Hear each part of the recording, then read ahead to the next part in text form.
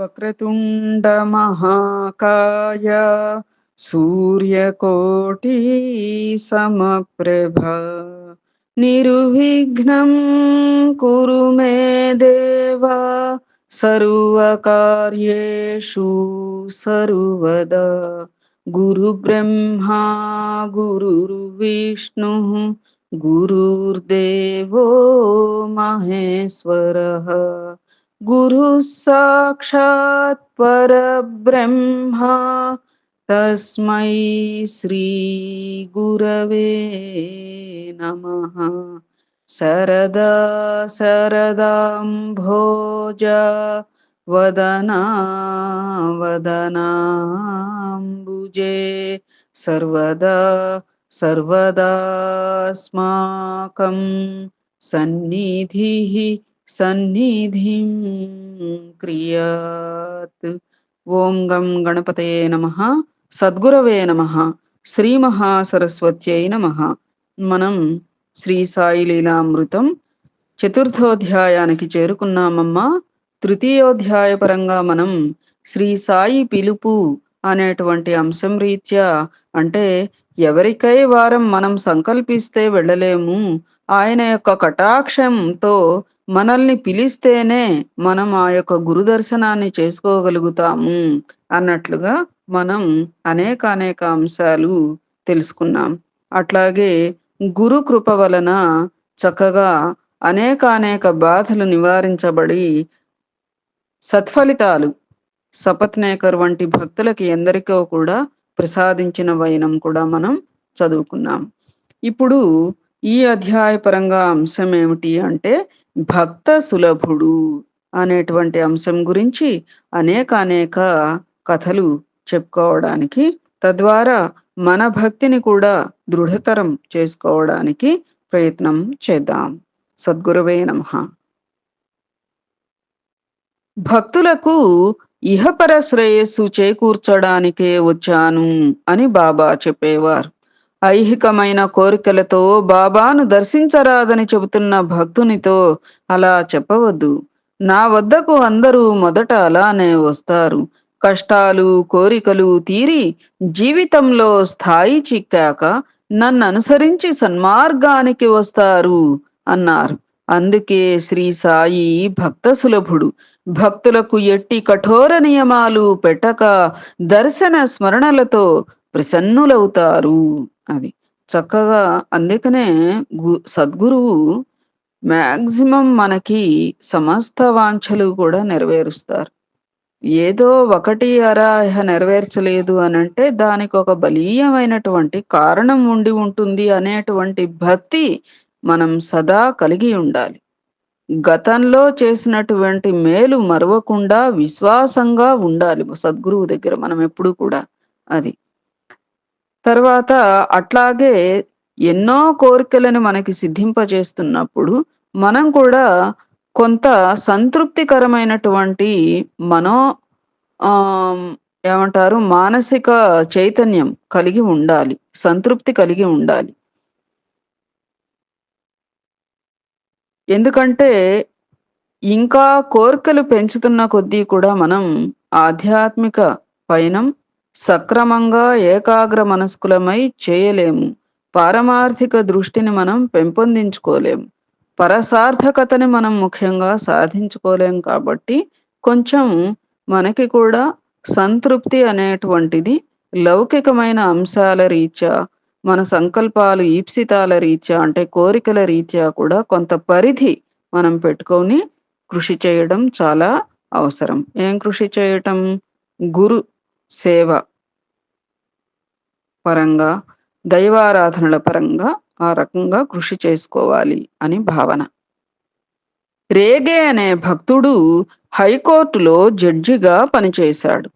ఉపనయనమైనప్పటి నుండి కూడా అతను ఆసన ప్రాణాయామాలతో పాటు సూర్యుని బింబం మధ్యలో శ్రీమన్నారాయణుడు ఉన్నట్లు ధ్యానిస్తుండేవాడు. అతనికి 1910లో ఒకే రాత్రి 3 కలలు వచ్చాయి. మొదటి కల అతను తన శరీరం నుండి విడివడి ఎదుట శ్రీమన్నారాయణుని చూస్తున్నాడు. రెండవ కల ఈసారి శ్రీమన్నారాయణుడు తన ప్రక్కనున్న ఒక వ్యక్తిని చూపి, ఈ షిరిడీ సాయి నీవాడు, ఆయనను ఆశ్రయించు అన్నాడు. మూడవ కలలో అతను గాలిలో తేలి ఒక గ్రామం చేరాడు. ఒక వ్యక్తి కనిపించి అది షిరిడీ అని చెప్పి అతనిని ఒక మసీదుకు తీసుకువెళ్ళాడు. అక్కడ సాయి కాళ్ళు చాపుకుని కూర్చుని ఉన్నారు. అతను నమస్కరించగానే లేచి అతనిని కౌగలించుకుని, నీవు నా దర్శనానికి వచ్చావా? నేనే నీకు రుణపడ్డాను. నేనే నీ వద్దకు రావాలి అని అతనికి నమస్కరించారు. తర్వాత కొంతకాలానికి అతను షిరిడీ వెళ్లి బాబాకు నమస్కరించగానే ఆయన, అరే, మనిషిని పూజించడం ఏమిటి అని అతని సంశయంపై దెబ్బతీశారు. స్వప్నంలోలాగా తనను దగ్గరకు తీయలేదని నిరాశ చెంది మధ్యాహ్నం బాబా ఒక్కరే ఉన్నప్పుడు ఆయనను దర్శించాడు రేగే.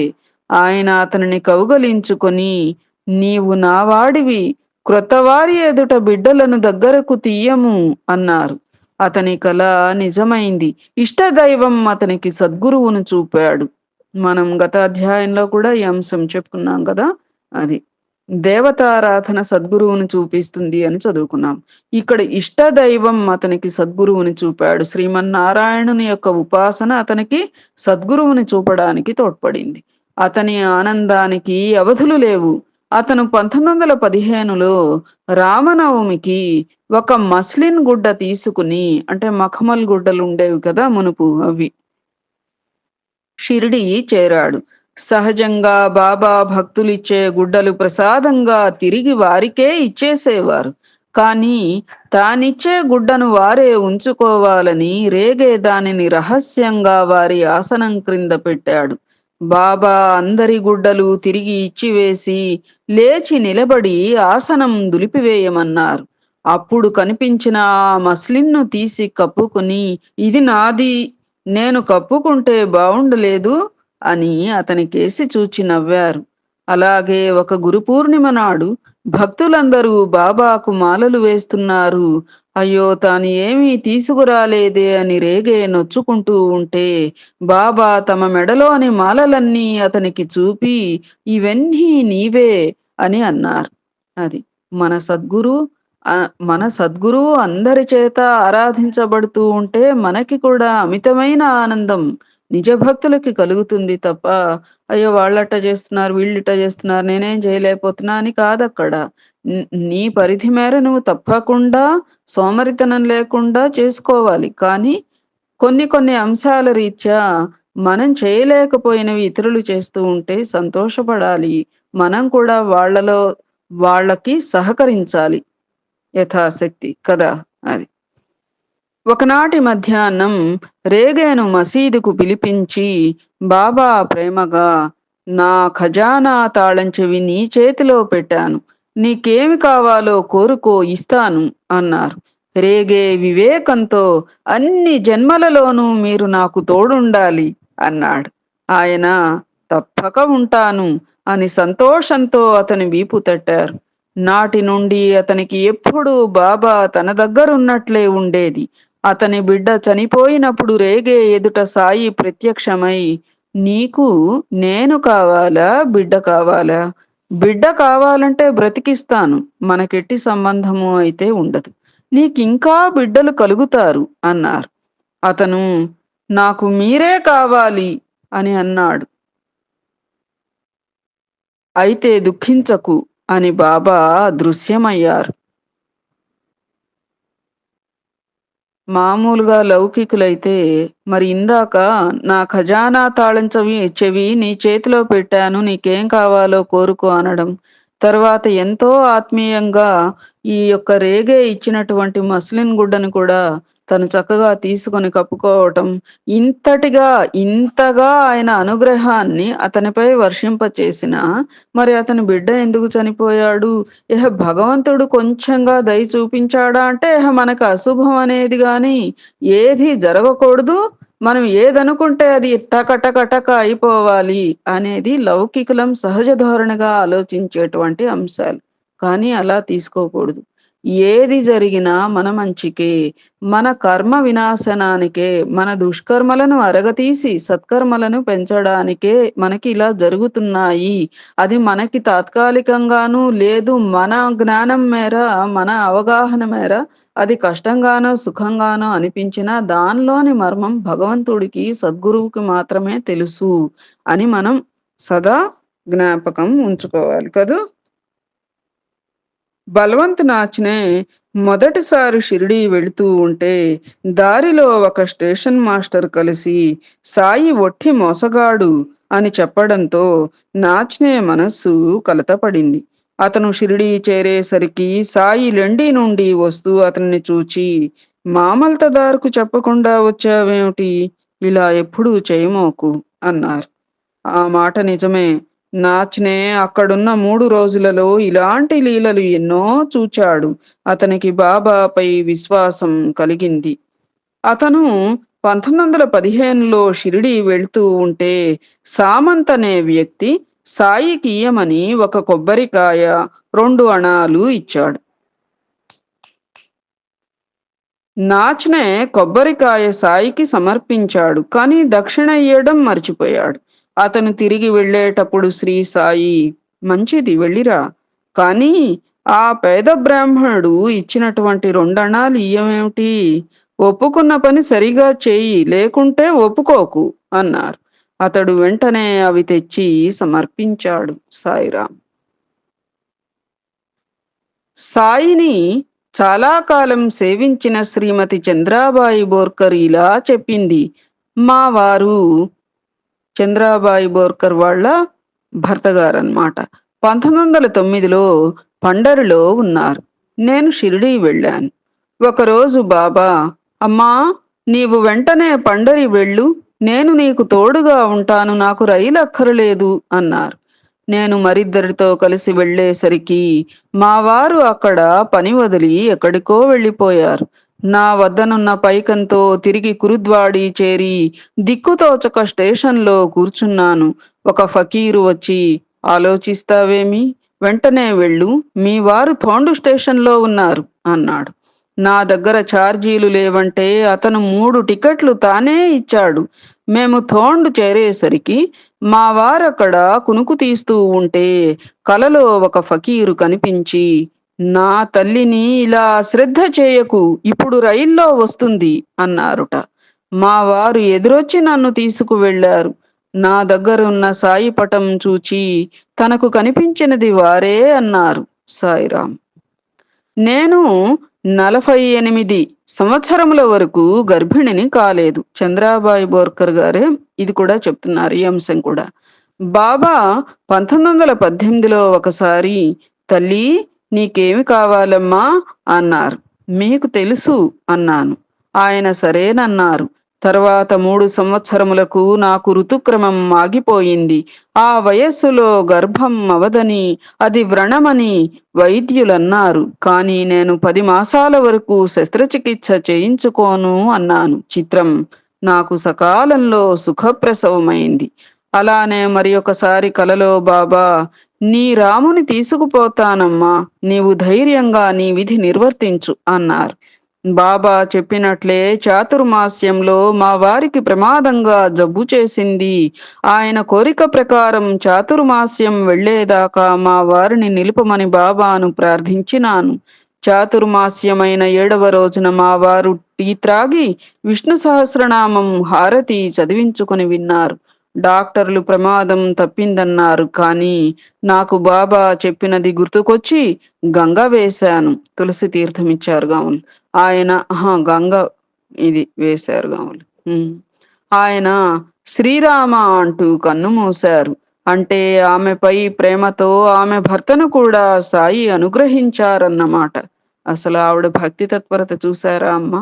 అది. పట్టుబట్టకుండా ఆ యొక్క గురువు యొక్క ఆదేశాన్ని, ఆయన ఆజ్ఞను శిరస వహించారు. ఎందుకంటే సద్గతి వారి భర్తకి కూడా తప్పకుండా ఆ సద్గురువు ఆ రీతిగా ప్రసాదిస్తారు అనేటువంటి పూర్ణమైన విశ్వాసం. అది ఎంతో సాధనతో తప్ప కుదరదు కదా!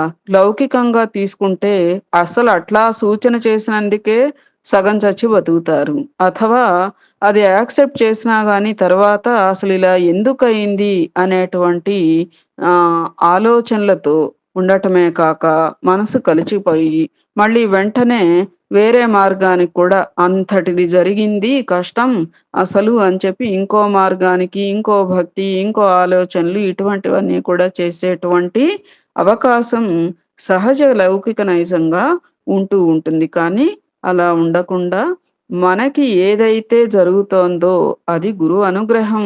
మన యొక్క దీని ప్రకారమే అది జరుగుతోంది. మనకి మంచి జరగటానికే అంతేకాక మన సంబంధీకులకి కూడా అనేక మంచి చేయడానికే సద్గురువు అలా కొన్ని చేస్తూ ఉంటారు అనేటువంటి నమ్మకంతో పయనం కొనసాగించటమే మన విధిగా మారాలి. అదే మన సాధన కదా! అది. అన్వర్ ఖాన్‌జీ సాయిని దర్శించి తేలీకాకూట్ అనే చోటున ఒక మసీదును పునరుద్ధరించడానికి ధనం కోరాడు. బాబా అతనితో ఆ మసీదు ఎవ్వరి నుండి ధనం స్వీకరించదు. తానే ఇస్తుంది. అక్కడ నింబారు క్రింద 3 అడుగులు త్రవ్వితే నిధి లభిస్తుంది అన్నారు. తరువాత బాబా చెప్పినది అక్షరాలా నిజమైంది. మరి ఒకసారి మీరాన్ నుండి మద్దూషా ఫకీరొచ్చి అత్యవసరంగా 700 రూపాయలు కావాలని చెప్పి దుఃఖించినాడు. ఆ పైకం బాపు సాహెబ్ జోగును ఇయ్యమన్నారు సాయి. అతడా పైకం సాయికి ఇచ్చాడు. దానిని ఆ ఫకీరుకి ఇయ్యమని గులాబ్, లక్ష్మణ్ అనే యువకులకిచ్చారు సాయి. వారు దానిలో నుంచి 200 రూపాయలు తీసేసుకుని మిగిలినది మాత్రమే ఫకీరుకిచ్చారు. అతను ఎంత గోల పెట్టినా సాయి పలుకలేదు. అతను కాలినడకన వెళ్తూ ఉంటే నీమ్గాం వద్ద అతనికి ఇరస్ షా అనే పార్సీ భక్తుడు ఎదురై భిక్ష 200 రూపాయలు సమర్పించాడు. కారణం, ఆ ముందటి రాత్రి ఇరసు షాకు సాయి కలలో కనిపించి టాంగాలో షిరిడీ వెళ్ళమని, నీమ్గావ్ దగ్గర ఎదురయ్యే ఫకీరుకు భోజనము 200 రూపాయలు కూడా ఇయ్యమని చెప్పారు. అది. మరి వాళ్ళెవరో దొంగిలించారు అంటే, ఇతనే వాళ్ళకి గత జన్మలో రుణపడి ఉండవచ్చు. బహుశా ఆ రుణం అలా తీర్పించి ఉండవచ్చు కదా! మళ్ళీ ఇతని అవసరం రీత్యా ఆహ్, ఒక గురువు అనుగ్రహం మళ్ళీ అక్కడ 200 రూపాయలు వేరే వారి ద్వారా ఇప్పించి, మొత్తానికి అతనికి కావలసినటువంటి 700 రూపాయలు కూడా సమకూర్చారు కదా! మరొకసారి లాసూర్ నుండి వచ్చిన ముస్లిం 4000 రూపాయలు కావాలని ఏడ్చాడు. తామిచ్చినా అతనికి దక్కదని సాయి ఎంత చెప్పినా అతను వినలేదు. రేపు ఉదయం మర్రి చెట్టు దగ్గరకెళ్ళు, లంకె బిందె దొరుకుతుంది అన్నారు. అతడు నమ్మలేదు. కానీ చెట్టు దగ్గరకైతే వెళ్ళాడు. అక్కడొక లంకె బిందె కనిపించింది. దానిని మోయలేక మరి ఒకరిని తోడు తీసుకు వెళ్ళేసరికి అక్కడ లేదు. అతను ఏడుస్తూ వచ్చి బాబాతో చెప్పాడు. దానిని రూయి గ్రామస్థుడొకడు తీసుకుపోయాడు అన్నారు శ్రీ సాయి. షిరిడీ సమీపంలోని కోర్హెలా నుండి రోజు ఆరతి భజనలకు పిలాజీ గురు షిరిడీ వస్తుండేవాడు. అతని భార్యకొకసారి సాయి కలలో కనిపించి రూపాయి ఇచ్చి, దీనిని డబ్బుల సంచిలో పెట్టుకో, లోటుండదు అని అన్నారు. ఆమె తన బాబుకొక గుడ్డ ఇయ్యమన్నది.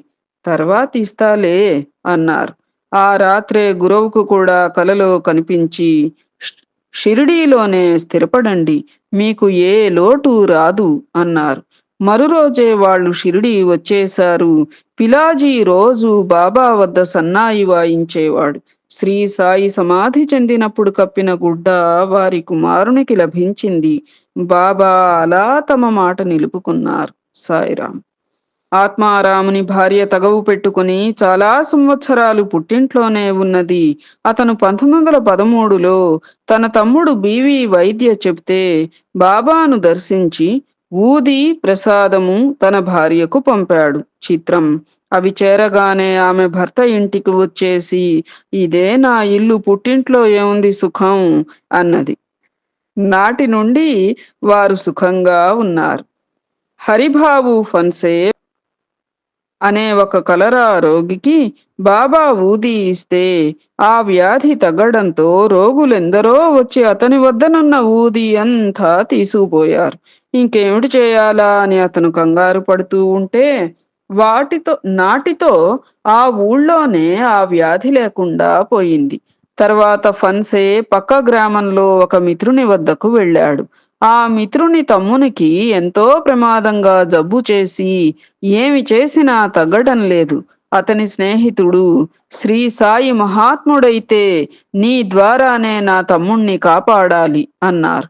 రోగి పరిస్థితి ప్రమాదంగా ఉండటం వలన ఫన్సే తప్పించుకోచూచాడు. కాని వీలుపడలేదు. నాటి రాత్రి ఆ రోగియే శ్రీ సాయి పూజకు అన్ని ఏర్పాట్లు చేసి పూజంతా శ్రద్ధగా చూస్తూ కూర్చున్నాడు. ఎలాగైనా తప్పించుకోవాలని ఫన్సే ఎంతో ఎక్కువ ఫీజు అడిగినా వాళ్ళు అంగీకరించారు. నాటి రాత్రి కలలో సాయి కనిపించి ఫన్సేకు మందు తెలిపారు. దానితో ఆ వ్యాధి తగ్గిపోయింది. బాబాను నమ్మిన వారికి తప్పక న్యాయం చేకూరుతుంది. గుహడా అనే ఊళ్ళో ఒక బ్రాహ్మణునికి ఒక చిన్న నేరానికి మరణశిక్ష విధించారు సాయిరాం. అతని మిత్రుడైన ముస్లిం షిరిడీ వెళ్ళి సాయికి చెప్పుకుంటే ఆయన భగవంతుడు 4 రోజులలో కరుణిస్తారు అని అన్నారు. అతడు అపీలు చేసుకుంటే సరిగా 4వ రోజు కల్లా శిక్ష రద్దయింది. అలానే ఒకప్పుడు బాంద్రాలోని కుదువ వ్యాపారులు కొందరు వ్యాపారంలో అక్రమాలు చేశారు. కుదువ వ్యాపారులంటే వడ్డీ వ్యాపారస్తులు. కుదువ పెట్టుకోవటం అంటే తాకట్టు పెట్టుకోవటం గదా! తాకట్టు పెట్టుకొని డబ్బులిచ్చే వ్యాపారస్తుల్ని కుదువ వ్యాపారస్తులంటారు. కానీ వారితో పాటు ఆనందలాలి కూడా నిష్కారణంగా శిక్ష పడేలా ఉన్నది. అతను ఒక భక్తుని ఇంట బాబా పటానికి మ్రోకరిల్లి నేను నిర్దోషిని నన్ను రక్షించు అని ప్రార్థించాడు. అందరిలో అతనికొక్కడికే శిక్ష తప్పి పరువు నిలిచింది. అతను సంతోషంగా టీ త్రాగటానికి వెళుతూ ఉంటే ఒక ఫకీరు కూడా వచ్చారు. కానీ హోటల్ వద్ద ఆదం వెనుకకు తిరిగి చూచేసరికి ఆ ఫకీరు కనిపించలేదు. కాకాసాహెబ్ దీక్షిత్ 1910లో షిరిడీలోని కొంత భూమి బేరం చేశాడు. ఆసామి లక్ష్మణ్ భట్ దాని వెల 200 రూపాయలు చెప్తే దీక్షితు 150 రూపాయలకు అడిగాడు. బేరమెంతకు తెగలేదు. భట్ మసీదుకు వెళ్ళినప్పుడు శ్రీ సాయి ఎందుకలా వాదించుకుంటారు? మధ్య మార్గంగా పొండి నీవు 175 రూపాయలకు తగ్గవద్దు అన్నారు. కాని అతను ఆ విషయం దీక్షిత్కు చెప్పలేదు. చివరకు 150 రూపాయలకు కొనుగోలు జరిగింది. కాని లక్ష్మణ్ ఇంటికి వచ్చి డబ్బు లెక్క పెట్టుకుంటే 175 రూపాయలు ఉన్నది. దుర్భేగాంలో శాంతాబాయికి వేలు మీద ఎముక కుళ్ళి చీము కారుతూ ఉండేది.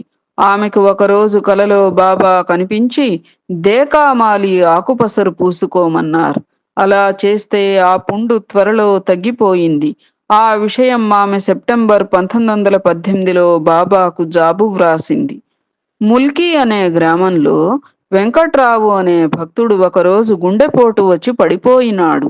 ఆ స్థితిలో అతనికి బాబా 2 సేవకులు దర్శనమిచ్చారు. అతను వారిస్తున్నా వినకుండా ఆ సేవకులు అతని కాళ్ళు ఒత్తారు. తర్వాత వెంకట్రావు 1918లో షిరిడీ వెళ్ళినప్పుడు సాయి వద్ద ఆ సేవకులిద్దరినీ చూచాడు. అంతవరకు తన తండ్రి యొక్క భక్తి విశ్వాసాలను విమర్శిస్తూ ఉన్న వెంకట్రావు ఆస్తికుడు సాయి భక్తుడైనాడు. అతడికి ఏ కష్టమొచ్చినా సాయికి వ్రాస్తే ఆ జాబు బాబాకు చేరగానే కష్టం తొలగిపోయేది. ఇతి చతుర్థోధ్యాయం సంపూర్ణం. ఏతత్ఫలం సర్వం సద్గురుచరణారవిందార్పణమస్తు. సద్గురవే నమః. జై శ్రీరామ్. జై జై సాయి మాస్టర్.